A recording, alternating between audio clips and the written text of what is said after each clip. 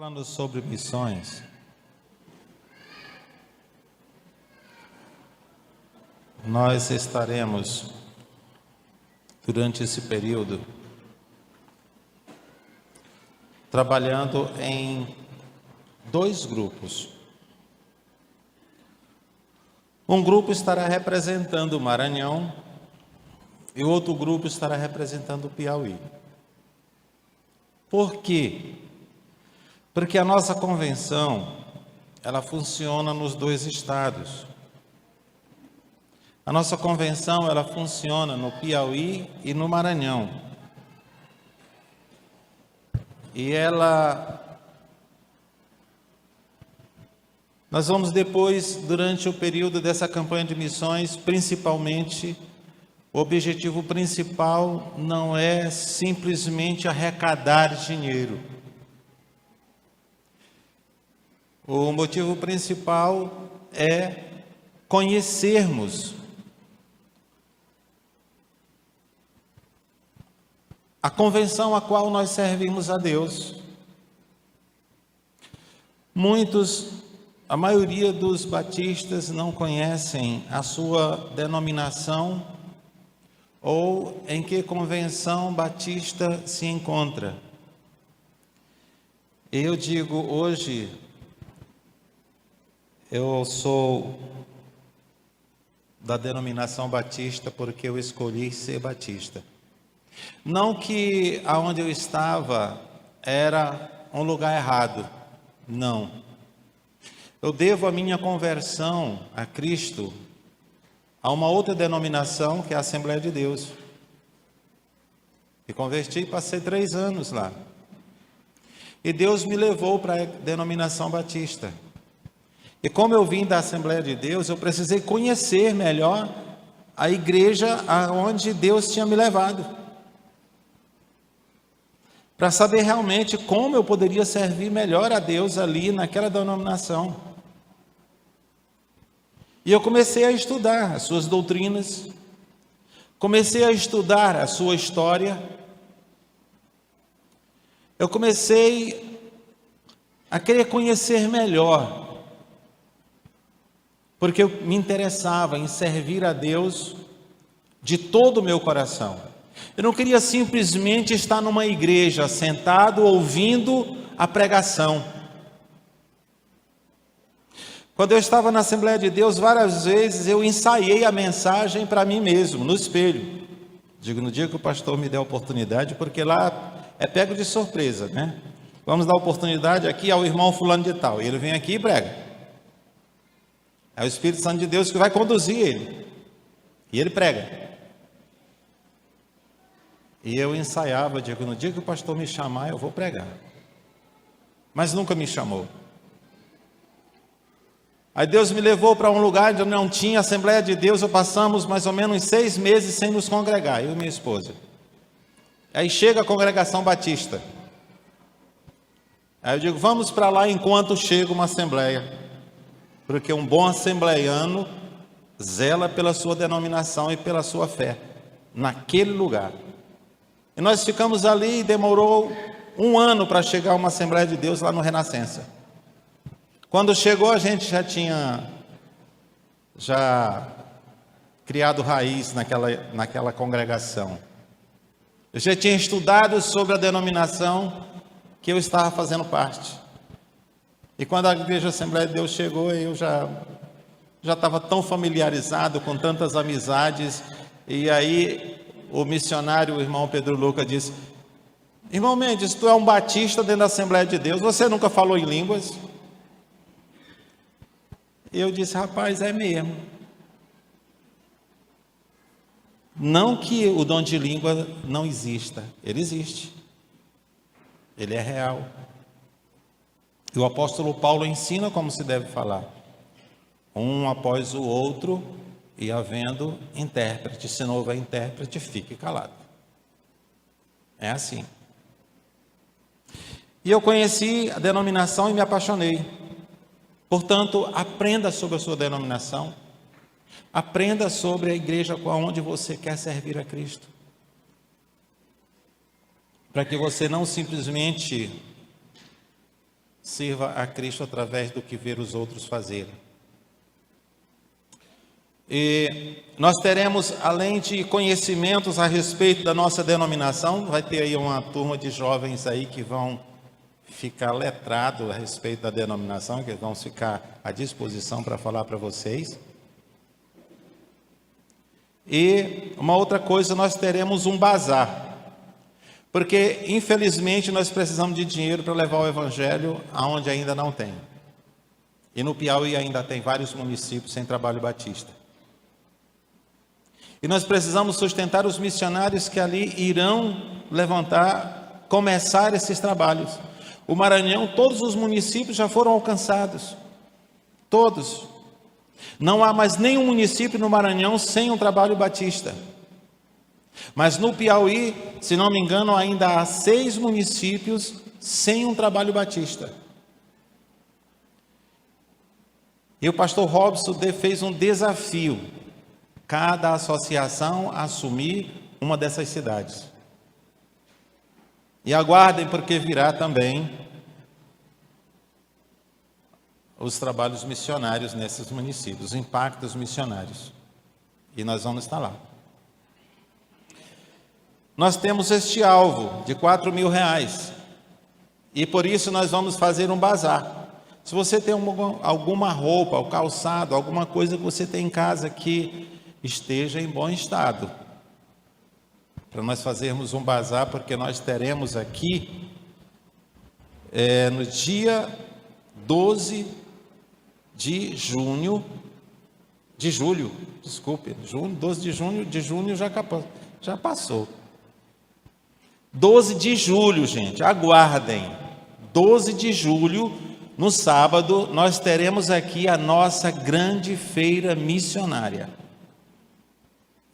Nessa feira missionária nós teremos comidas típicas do Maranhão e do Piauí. Já comprei até um sururu para fazer um arroz com sururu. Um bom maranhense que nem o pastor Mendes come e sabe fazer um arroz com sururu. E vocês vão provar um arroz com sururu e vocês vão gostar. Eu vou fazer. É o arroz com cuchá e sururu. Então, aguardem a feira missionária. Se você tem alguma coisa que possa doar para o nosso bazar, que nós vamos ter também um bazar aqui, um calçado que esteja em bom estado e que você não calça mais, ou que você já calçou e enjoou de calçar. Uma roupa que você está no seu guarda-roupa, que você nem veste mais, mas ela está ótima para doar para alguém. Doe para o bazar. E nós vamos arrecadar dinheiro para nós completarmos a nossa oferta missionária. Mais tarde, na hora dos comunicados, a minha esposa Vilma estará falando mais sobre esta festividade que nós teremos. Abram suas Bíblias em Atos capítulo 5. E nós vamos ler do versículo 20 ao versículo 42.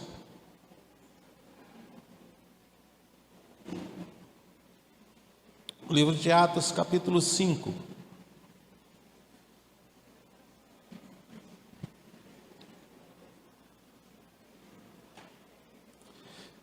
Essa campanha de missões tem tudo a ver com a visão de igreja multiplicadora.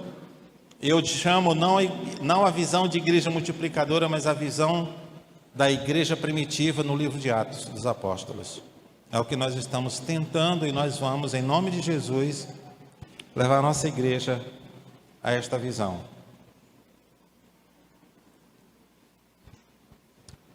Leio e os irmãos observem atentamente. Quem desejar ficar de pé, fica à vontade. Quem não, pode ficar sentados.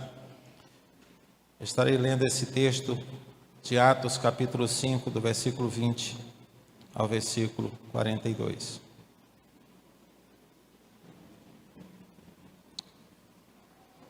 Diz assim a palavra do Senhor: vão ao templo e transmitam ao povo esta mensagem de vida. Disse o anjo. Desse modo, ao amanhecer, os apóstolos entraram no templo, conforme havia sido instruído, e sem demora, começaram a ensinar. E mais tarde, o sumo sacerdote e os seus oficiais chegaram, reuniram o conselho, isto é, toda a assembleia dos líderes de Israel, e mandaram buscar os apóstolos na prisão. Mas quando os guardas do templo chegaram à prisão, os homens não estavam lá. Então voltaram e contaram. A prisão estava bem trancada, com os guardas vigiando do lado de fora, mas quando abrimos as portas, não havia ninguém. Ao ouvir isto, o capitão da guarda do templo e os principais sacerdotes ficaram perplexos e se perguntavam o que acontecia em seguida. Então alguém chegou com a seguinte notícia: os homens que os senhores puseram na prisão, os homens que os senhores puseram na cadeia, estão no templo, ensinando o povo. O capitão e os seus guardas foram e prenderam os apóstolos, mas sem violência, pois temiam o que o povo os apedrejasse. Em seguida, levaram os apóstolos e os apresentaram ao conselho de líderes do povo, onde o sumo sacerdote os confrontou. Nós lhes ordenamos firmemente que nunca mais ensinassem em nome desse homem, disse ele. E mesmo assim, vocês enchem Jerusalém com esse seu ensino e querem nos responsabilizar pela morte dele. Pedro e os outros apóstolos responderam: devemos obedecer a Deus antes de qualquer autoridade humana. O Deus de nossos antepassados ressuscitou Jesus dos mortos, depois que os senhores o mataram, pendurando-o numa cruz.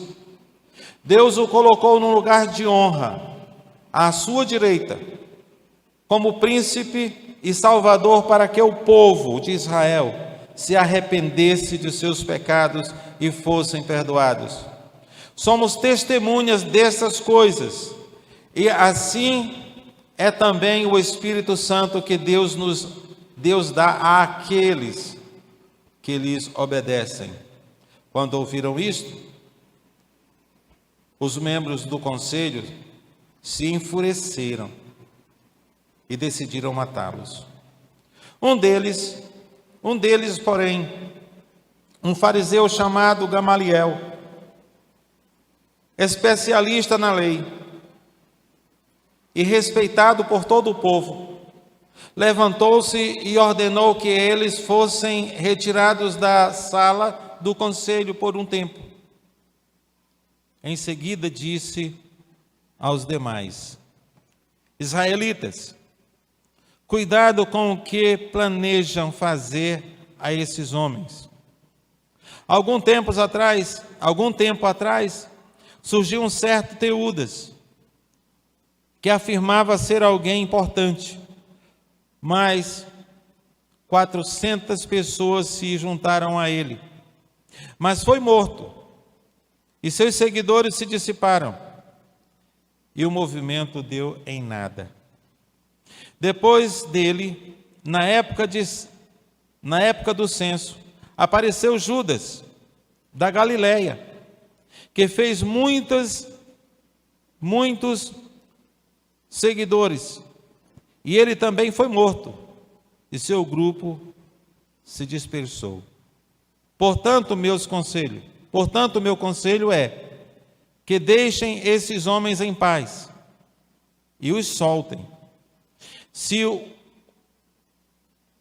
o que planejam e fazer é meramente humano, logo serão frustrados.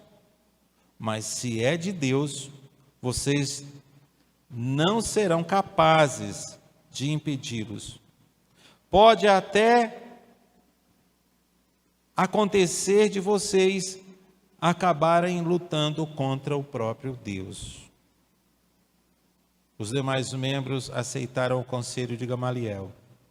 Chegaram os apóstolos e mandaram açoitá-los. Depois ordenaram que nunca mais falassem em nome de Jesus e por fim os soltaram. Quando os apóstolos saíram da reunião do conselho, estavam alegres porque Deus os havia considerado digno de sofrer humilhação pelo nome de Jesus. E todos os dias, no templo e de casa em casa, continuavam a ensinar e anunciar que Jesus Cristo, e anunciar o nome de Jesus Cristo. Podeis assentar. Meus amados, nós já oramos.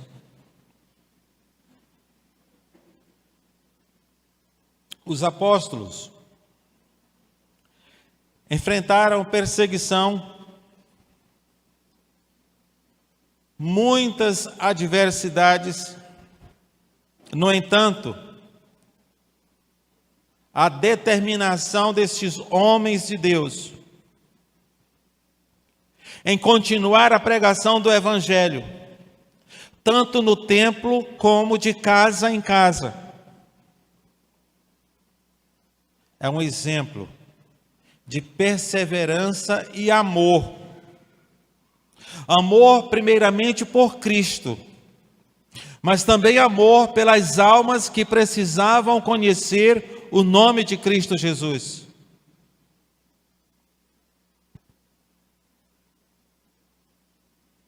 A perseverança na pregação do Evangelho demonstra amor pela missão, amor por aquilo que o Senhor Jesus havia lhes comissionado.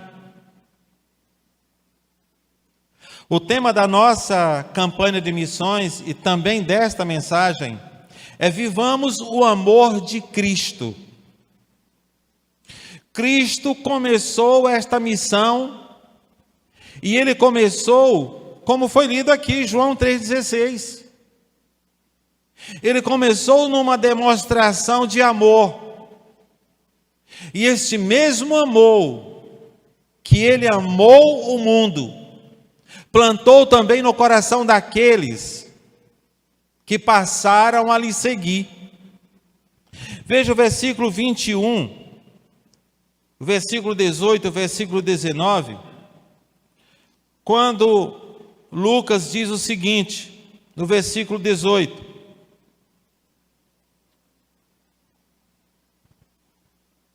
prenderam os apóstolos e os colocaram numa prisão pública. Eles foram presos. No versículo 19 diz: um anjo do Senhor, porém, veio durante a noite, abriu as portas do cárcere e os levou para fora. Eles foram presos, eles foram chicoteados, eles passaram por adversidades que eu não sei se muitos de nós passaríamos.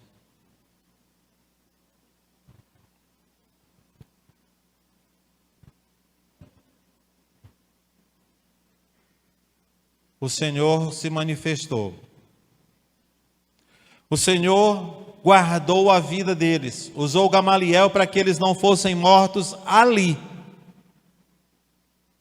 Eles morreram numa outra situação, mas enquanto ali, o Senhor precisava que eles levassem o Evangelho no templo e de casa em casa, demonstrando como era que a igreja, ainda hoje, deveria fazer, e com amor. O nosso amor parece que é só sentimento. O amor dos apóstolos foi um amor que eles, embora tendo dificuldades, tendo obstáculos, passando por perseguições, eles não permitiram que o Evangelho fosse calado.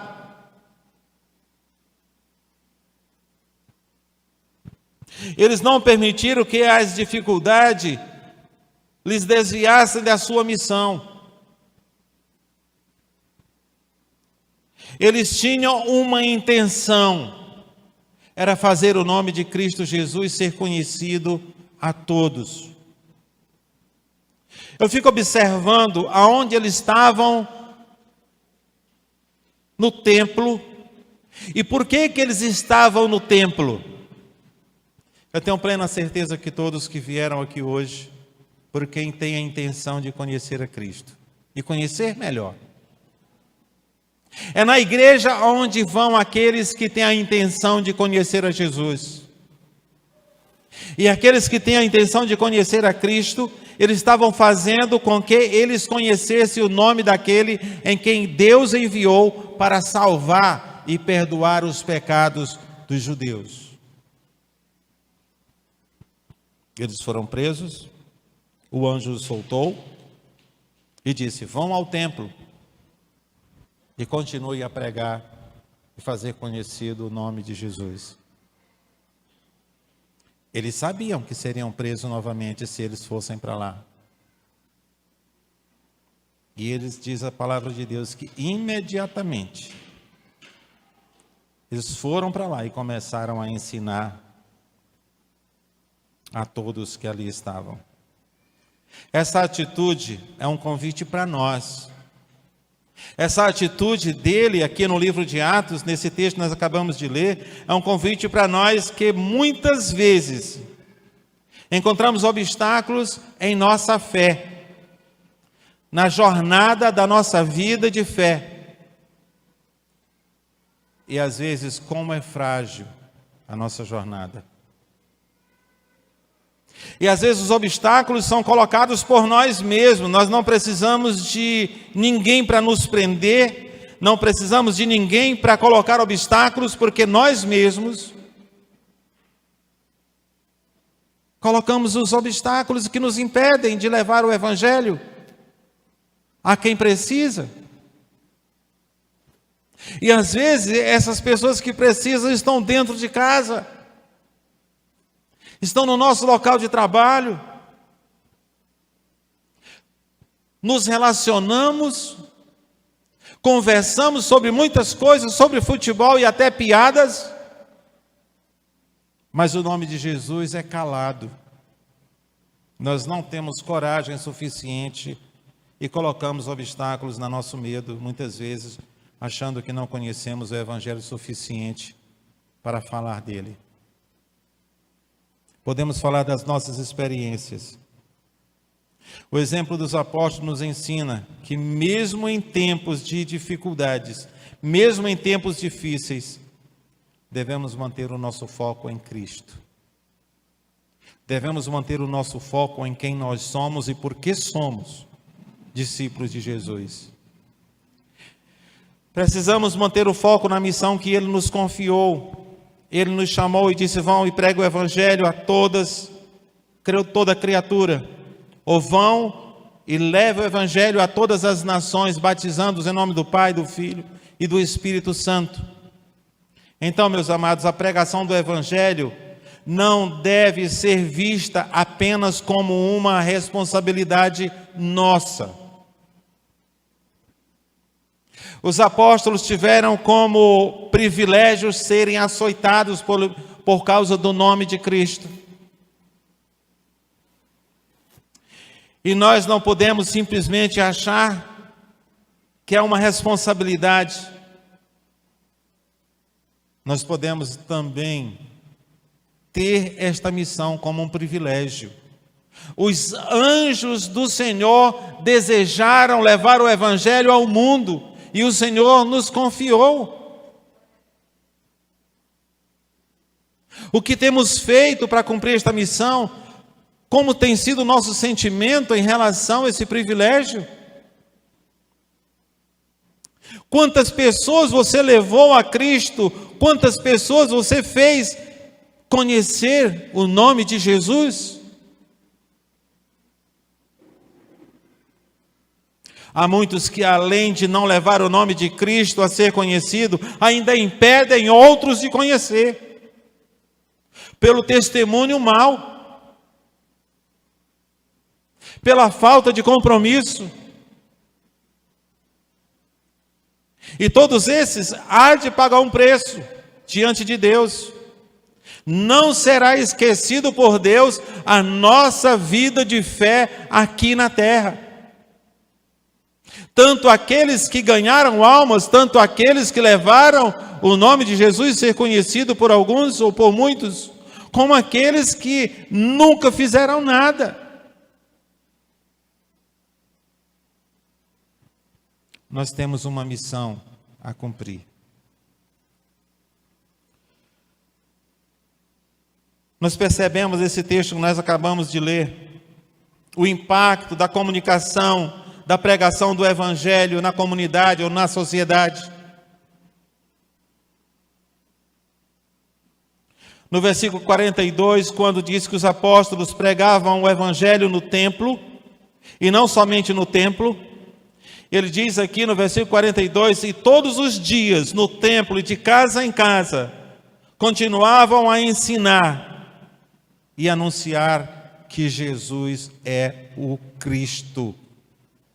O Messias prometido de Deus, ainda no Velho Testamento, estava ali, havia sido crucificado e ele era o instrumento de salvação para todo pecador.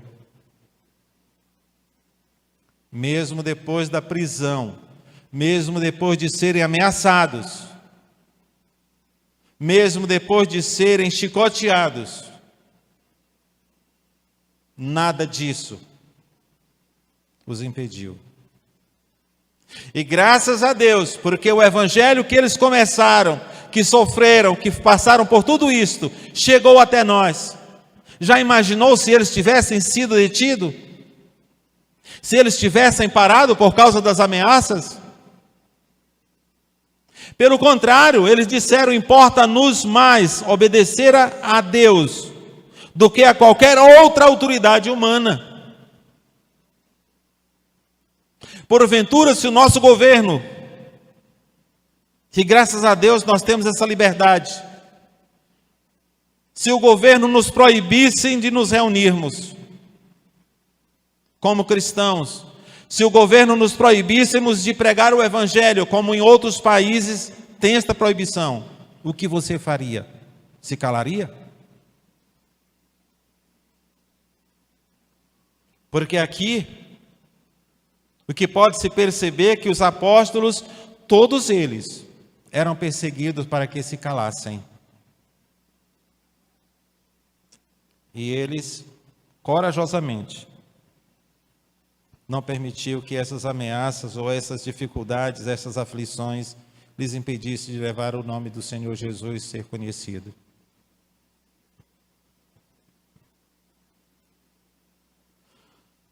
O versículo 42 menciona que os apóstolos ensinavam o evangelho de casa em casa. Isso destaca a importância da comunidade na disseminação do evangelho.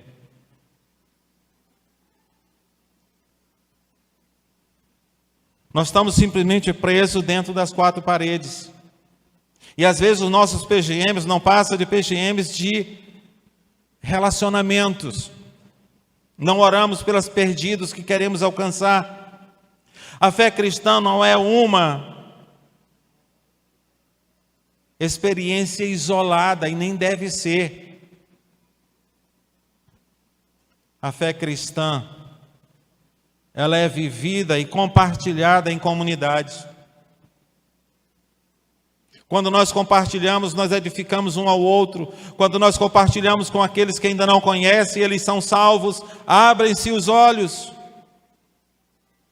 A intenção entre os crentes é fortalecer a mensagem, é nos tornarmos mais corajosos e permitir que o evangelho seja alcançado de maneira diversas, no templo, de casa em casa, compartilhando de maneira informal, na escola, na academia, no trabalho, na mesa, quando nós estamos almoçando, tomando café.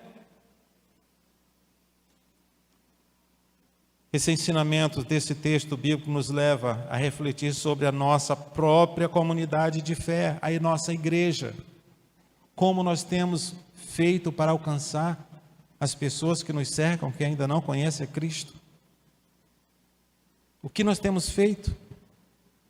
Como estamos contribuindo para que o Evangelho seja compartilhado em nosso ciclo de relacionamentos? O que nós temos feito? O Senhor cobrará de nós o sangue daqueles que morreram, se relacionaram conosco e nunca ouviram da nossa boca a respeito da salvação.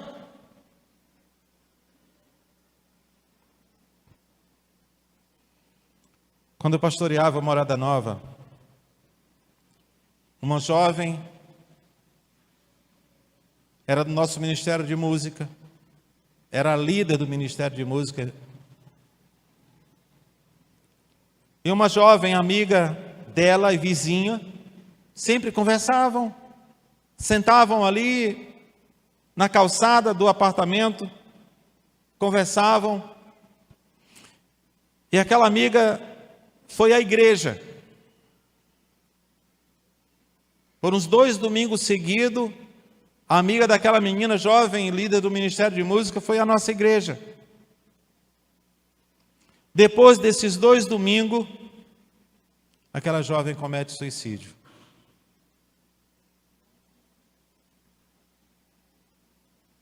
A jovem da nossa igreja, em desespero, me procurou. E dizendo: pastor, nunca falei de Cristo para ela. Sentindo-se culpada, porque aquela jovem morreu sem Cristo. Foi à igreja como quem pedia socorro. Ela até cumprimentou ela na igreja, porque eram amigas, mas nunca verbalizou a sua fé para aquela jovem. Depois disto, ela passou a não deixar a oportunidade passar sem falar de Jesus para alguém. Ela disse: pastor, eu posso ser culpado do sangue daquela, mas eu não serei mais culpado do sangue de ninguém.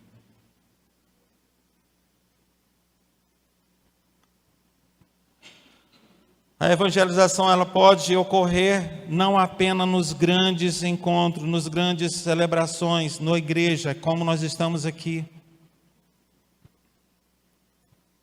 mas principalmente em conversas informais,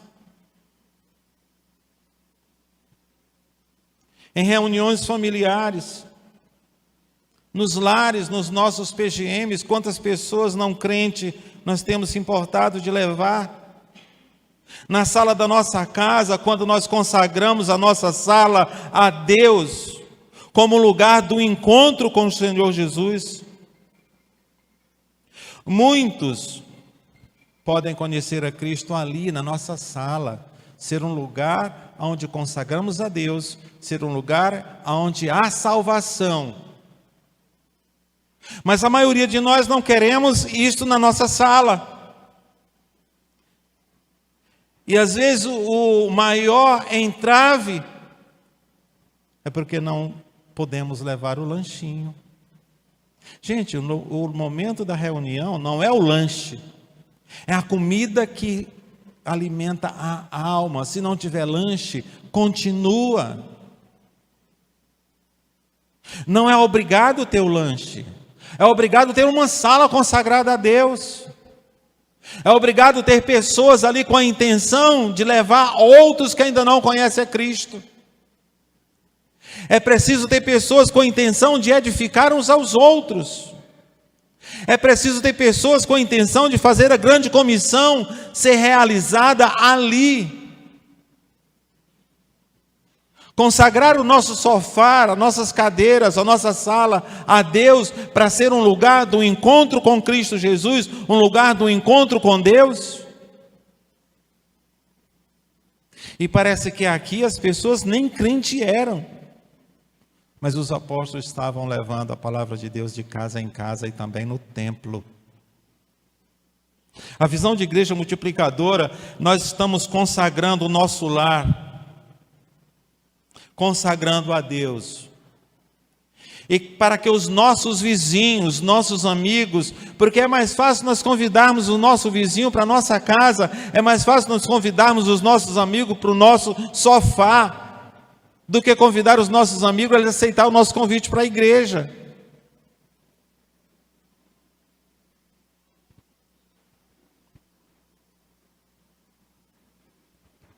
Quando nos envolvemos, para concluirmos, quando nós nos envolvemos com a missão de fazer o nome do Senhor Jesus conhecido, superando todos os obstáculos, todas as dificuldades que muitas vezes nós mesmos colocamos, nós estamos experimentando nosso ato de amor por Cristo, mas também o nosso ato de amor pelas almas perdidas. Cada palavra de encorajamento, cada palavra de motivação às pessoas terem o encontro com Cristo Jesus, ou uma palavra de motivação um pelo outro, como cristãos, nós motivando um ao outro a viver o Evangelho e fazer a missão.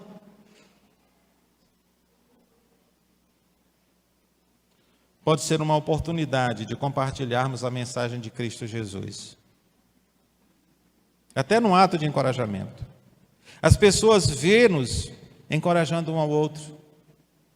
Em Atos capítulo 42 nos ensina sobre a importância da perseverança na pregação do Evangelho e o papel vital da comunidade na difusão da mensagem de Cristo Jesus.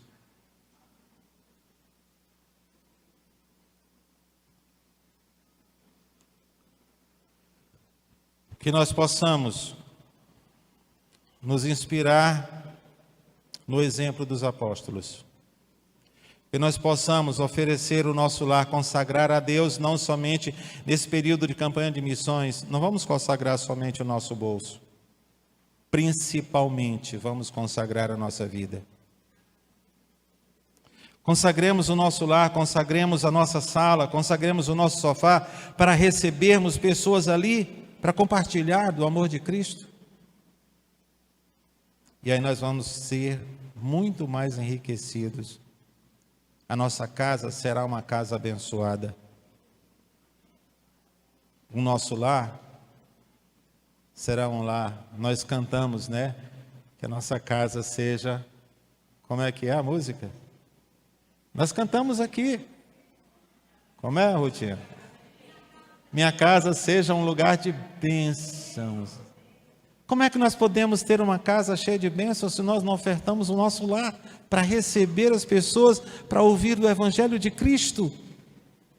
Há muitos de nós que somos péssimos anfitriões, não gostamos de receber ninguém em casa.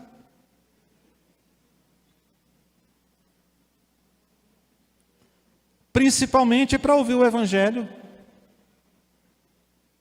Gente, a oportunidade que nós temos de consagrar o nosso lar a Deus. Não adianta você dizer que consagra o seu lar a Deus se não oferece um lugar para ser um encontro com Jesus. Às vezes consagramos só de boca, mas não consagramos de coração. Ofereça o seu lar para ser um lugar de encontro com Deus. Ofereça o seu lar para ser um lugar onde um PGM possa se abrigar e ali levar pessoas a Cristo. Assim nós fazemos a missão do Senhor. Persevere e não permita que nenhum obstáculo lhe impeça de levar o Evangelho a quem precisa. Sempre eu digo, a esperança do mundo é a igreja de Cristo Jesus. A esperança daqueles que não conhecem a Cristo é você que conhece. Só contar uma experiência, não pedi ao irmão Douglas para contar, mas eu creio que ele não vai me impedir. Ele tem um primo em Parnaíba, e nesta viagem eu creio que nós fizemos também uma parte desta missão, né, irmão Douglas? Seu primo procurou ele, e lá eu tive o privilégio de conhecê-lo. E ele, um homem que dizia, segundo ele, que essa fé cristã era uma lavagem cerebral. Ele não acreditava na fé que o cristão tem, da forma que tem, aqueles cristãos de verdade que levam o amor de Cristo na ponta da língua para falar de Jesus às pessoas. Ele procurou o irmão Douglas e ele disse: eu procurei o Douglas, não sou muito de compartilhar minhas dificuldades. Eu digo: não foi você que procurou, não, foi Deus que lhe levou ao lugar certo. E na dificuldade, Deus tem lhe recebido através de um casal pastoral lá de Parnaíba, um casal de amigos, que eu recomendei que os acompanhasse. Falei para o irmão Douglas: peça a Alba e pastor Ricardo Sena que acompanhe-os. E Deus tem levantado Alba e Ricardo para acompanhar aquele rapaz.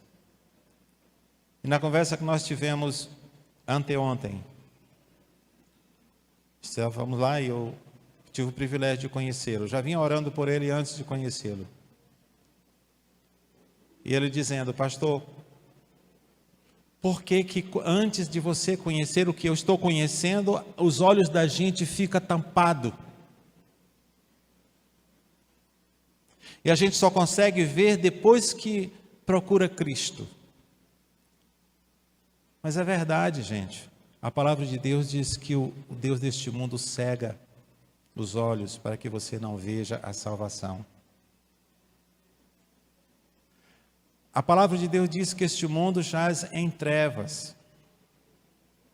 Mas a mesma palavra que diz que este mundo jaz em trevas, diz que você é a luz do mundo. Vocês sabiam disso? Que você é a luz do mundo? Mas tem muitos que parece que é aquela luz ofuscada, aquela luz que está coberta por um pano que não alumia nada. Se nós somos a luz do mundo, a esperança que o mundo seja salvo é você, sou eu. E se você não irradiar a luz, porque é como a lua, nós não temos luz própria, não se ache que você tem luz própria. Nós somos a luz do mundo, assim como a lua. Você já percebeu a lua cheia? Como é a lua cheia? Aqui na Terra fica como se tivesse quase de dia, não é? Quando a lua está cheia, diz assim, a lua está alumiando como se tivesse de dia. Não é assim, irmão Luiz? A lua cheia não fica clara? Ainda tem gente que diz assim, dá para exagerar, né? Dá para enxergar uma agulha. Não tem gente que diz assim? Mas a lua não tem luz, gente. A luz que a lua irradia, que alumia a terra, é a luz do sol. E Jesus é o nosso sol, que nós podemos irradiar a luz dele, de maneira que o mundo fique claro. Mas isso só acontece se você se comprometer com esta missão.